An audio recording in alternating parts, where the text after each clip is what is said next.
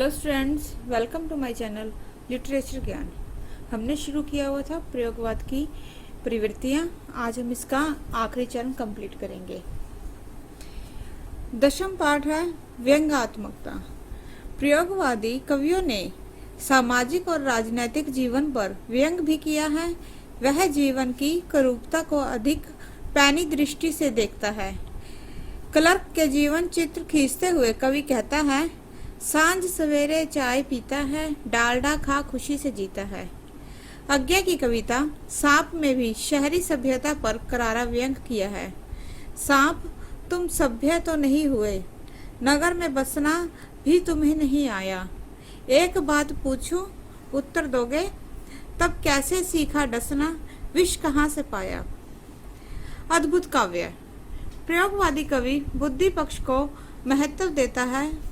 उनका प्रयास है कि काव्य जन उपयोगी हो या ना हो, लेकिन ऐसा हो जिसे पढ़कर पाठक आश्चर्यचकित हो जाए।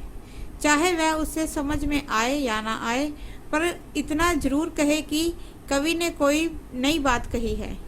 यही कारण है कि उनका काव्य कहीं कहीं पर हास्यास्पद बन गया है। अगर कहीं मैं तोता होता तो क्या होता, तोता होता। तो ता होता होता होता होता। और कहीं कहीं इनके काव्य में बचपना भी आ गया। हाथी घोड़ा पाल की, जय कन्हैया लाल की। हिंदू हिंदुस्तान की, जय हिटलर भगवान की। कला पक्ष। नए कवियों ने खड़ी बोली के आधुनिक रूप को प्रस्तुत किया है। नई कविता की शब्दावली में संस्कृत के तत्सम शब्दों के अतिरिक्त अंग्रेजी शब्दों की प्रचुरता है। इसमें मुक्त छंद की प्रधानता है। इनमें ना लय है, ना प्रवाह है और ना ही छंद है। कवियों ने नए नए प्रतीकों और उपमानों का प्रयोग किया है।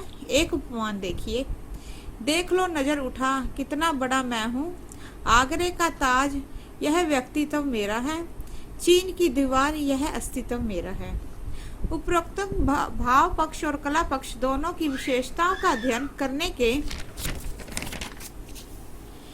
करने के पश्चात यह स्पष्ट हो जाता है कि यद्यपि प्रयोगवाद में पश्चिम का अंधा अनुकरण और घोर अहमवाद आदि दुर्बलताएं विद्यमान हैं, अगर कोई कवि इन दुर्बलताओं को दूर करे तो निसंदेह नई कविता मानव जीवन के नए आयामों को छूती हुई नई दिशा की ओर अग्रसर हो सकेगी। कहीं कहीं पर उन्होंने जानबूझकर शब्दों का रूप तोड़ा मरोड़ा है, जो कि उचित नहीं है। इसी कारण उनकी कविता का अपना ढांचा भी आधुनिक सांस्कृतिक ढांचे के समान चरमरा उठा है। इसका पूर्ण विकसित रूप क्या होगा, यह तो भविष्य ही बताएगा। लेकिन इतना कहा जा सकता है कि सबलताओं और दुर्बलताओं के से युक्त नई कविता का भविष्य उज्जवल है। धन्यवाद।